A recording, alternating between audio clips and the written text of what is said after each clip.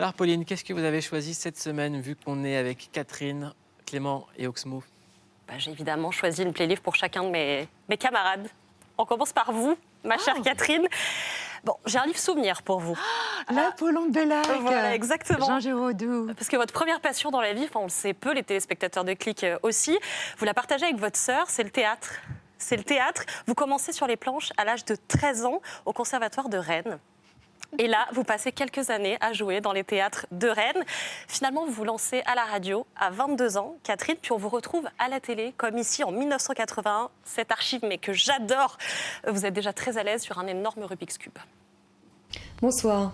Voyage, variété, danse, sport sont au programme de la soirée. Tout de suite, destination Rome. Rome, la ville mystérieuse par excellence. Un portrait de la vie quotidienne de quelques Romains. Voici Rome et dans Rome. Je vous souhaite de passer une excellente soirée. Rome et je portais une toge. Mais oui, magnifique. Vous vous êtes choisi le nom de Sélac en hommage, je crois, à cette pièce, l'Apollon de Bellac de Jean Giraudoux. Alors c'est une toute petite pièce géniale qu'il a écrite en 1942 en hommage à son ami, l'acteur Louis Jouvet. Le pitch, il est assez cool, je trouve. Une jeune femme ambitieuse qui flatte les hommes pour obtenir d'eux ce qu'elle veut et plus précisément pour se les mettre dans la poche. Elle va les comparer à une statue, un Apollon purement fictif, elle a complètement inventé, s'appelle l'Apollon de Bellac. Il est le fruit de son imagination.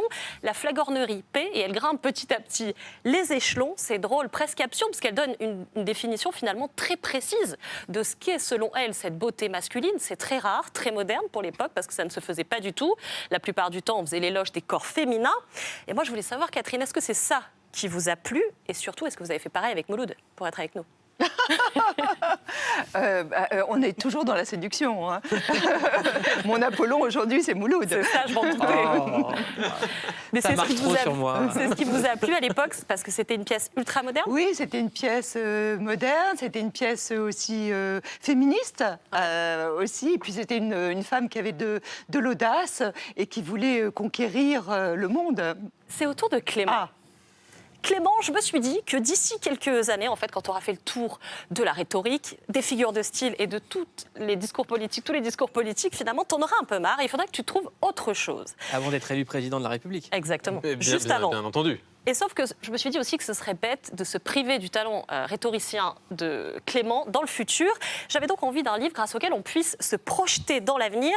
Et une mission pour toi, Clément, c'est un livre mission en réalité que je te propose, pointé par Vinciane Després, philosophe, te lancer dans l'étude de la rhétorique du futur, celle des non-humains. C'est encore autre chose, c'est un autre boulot, je te préviens, autobiographie d'un poulpe et autres récits d'anticipation. Alors d'après la philosophe, nous n'avons clairement pas le monopole du langage, bien au contraire, dans le futur, nous, les humains, devrons être capables de décoder les messages que les autres espèces vont nous faire parvenir, sans quoi on ne survivra pas. Le monde naturel a, selon elle, sa propre rhétorique et elle est beaucoup plus complexe que la nôtre. L'humain doit se décentrer, elle questionne son rôle, sa place parmi les autres espèces et pour ça, elle se base sur la science qu'on appelle la thérolinguistique. C'est la science qui étudie la narration et les productions écrites et langagières du non-humain. Alors Vinciane Després, elle s'amuse en fait à brouiller les pistes. On est à la frontière entre de la fiction, de la poésie, c'est un peu aux frontières du réel.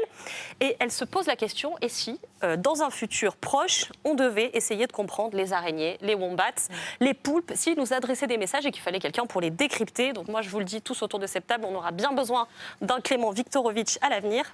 Au boulot. Et je voulais savoir si ça te plairait comme mission justement de t'attaquer à la rhétorique du non-humain, de boxer avec les poulpes. Merci, déjà. Avec Pauline, plaisir. Ça fait très plaisir. Clément très ému, un moment rare de télévision. Non, mais il y a deux choses. Moi, je suis passionné d'anticipation. On l'a vu danser, on l'a vu ça. Là, il est sans voix. Mais toujours hors caméra. Non, mais moi, je suis passionné d'anticipation, donc je vais lire ça avec grand plaisir. Alors, hélas, le futur que tu décris, c'est peut-être le plus souhaitable, parce que si nous devions en venir à décrypter la rhétorique des poulpes, c'est une chose. Comme on est plutôt en train d'éradiquer tout ce que le vivant compte de non-humain, faudrait-il encore qu'il reste des poulpes et des choses à décrypter? Allez, roulement de tambour, l'appelé livre de Oxmo Puccino. Hey, il s'y attendait pas celui-là. Alors pour toi, mon cher Oxmo, il fallait un maître des mots. Pas juste des mots qui sonnent bien, pas ceux qui plaisent à tout le monde, il fallait des mots qui s'engagent. Des mots qui pèsent lourd et auxquels un auteur donne la même puissance que toi tu leur donnes. et qui s'en sert pour s'engager. Et c'est Albert Camus, bien sûr. Albert Camus, j'y ai pensé tout de suite, parce qu'il ne lâche jamais des mots vides, jamais des mots cosmétiques. Pour lui, ils doivent toujours servir une cause, un idéal. Et de ce point de vue-là, je me suis dit que vous étiez un petit peu des alter-ego. C'est pourquoi j'ai choisi ces carnets, il n'y en a que 3 ici, rédigés entre 1935 et 1959. Alors, il y livre dans ces carnets ses 10 mots préférés, parmi lesquels le monde, la terre, la douleur, les hommes, l'honneur, la mer, la misère, le désert, l'été et la mer. 2 exemples que j'ai retenus, le monde, parce qu'Albert Camus, en fait, il a toujours été partie prenante du monde et des humains. Que ce soit d'ailleurs comme journaliste ou comme auteur, c'est le seul intellectuel après la catastrophe d'Hiroshima à écrire cette phrase qui depuis est devenue célèbre, magnifique. La civilisation mécanique vient de parvenir à son dernier degré de sauvagerie. La mer, ensuite, puisque sa présence ou plutôt son absence est omniprésente, encore une fois, dans l'œuvre de Camus. Et elle est aussi au cœur de son roman le plus connu, bien entendu, L'étranger. Et cette phrase devenue culte depuis ce matin, « Maman est morte ». Alors, on a souvent dit que Camus, lui, c'était un passeur de démocratie grâce à ces mots, qui va s'appliquer à enrichir et à partager aux 4 coins du monde toute sa vie. Et ça m'a vachement rappelé ce que tu fais, toi, ici, sur ce plateau, en fait. Tu nous as parlé d'éducation, de tolérance, de nuances. Alors, ceux-là, je me suis dit qu'ils étaient bien évidemment pour toi. Et je voulais, Mouloud, si tu me permets aussi, faire une petite parenthèse, dire que le prochain livre d'Oxmo, qui est sublime, que j'ai adoré, je voulais te dire, voilà, il sortira le 19 mai, ça s'appelle Les Réveilleurs du Soleil, c'est au label La Grenade, génial label. Et voilà, c'est comme un conte philosophique, mais en tout cas, il ne faut surtout pas le rater. Merci encore pour ça.